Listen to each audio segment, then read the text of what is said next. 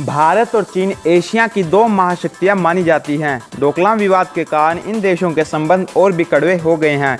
क्या आज का भारत वही भारत है जिसको चीन ने 1962 के युद्ध में बुरी तरह से हरा दिया था, या फिर आज का भारत इतना शक्तिशाली हो चुका है कि चीन इसके साथ लड़ाई का ख्याल अब अपने दिमाग में नहीं लाएगा। इतना तो आप जानते हैं कि लड़ाई में क्रूरता और लड़ाई की कला आना बहुत ही ज़रूरी है।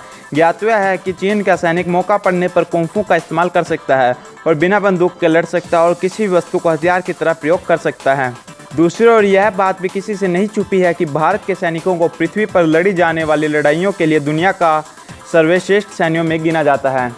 अब बात करते हैं दोनों देशों के रक्षा बजट के बारे में। भारत ने वर्ष 2017 से 2018 के लिए रक्षा बजट 3,60,000 करोड़ रुपए या $53.5 बिलियन रखा है।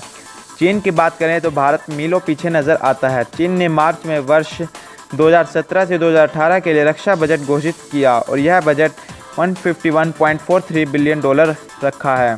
आइए बात करते हैं दोनों देशों के सैनिकों के बारे में। तो ग्लोबल फायर पावर रिपोर्ट के मुताबिक भारतीय सेना के पास इस समय 13,25,000 सक्रिय मिलिट्री पर्सनल हैं।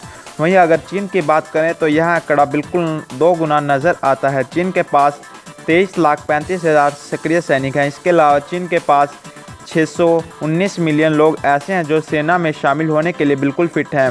वहीं भारत की बात करें तो यह आंकड़ा सिर्फ 490 मिलियन ही है।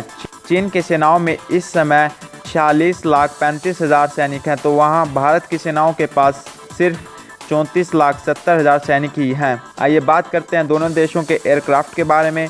भारत की मिलिट्री के पास 2102 एयरक्राफ्ट है, जिसमें से 676 fighter jets, 809 attack aircraft, 666 helicopters और 16 अटैक हेलीकॉप्टर्स हैं।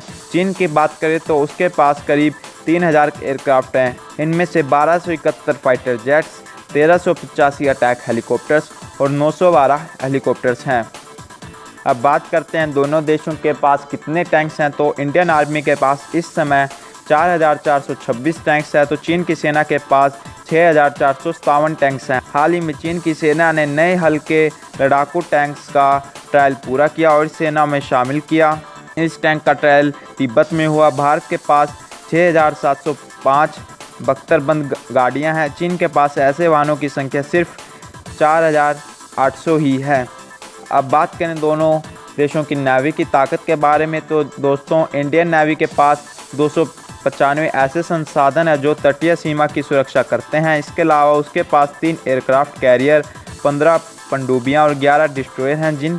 चीन के पास सिर्फ एक ही एयरक्राफ्ट कैरियर और इसके पास 68 पनडुब्बियां और 35 वॉरशिप्स हैं।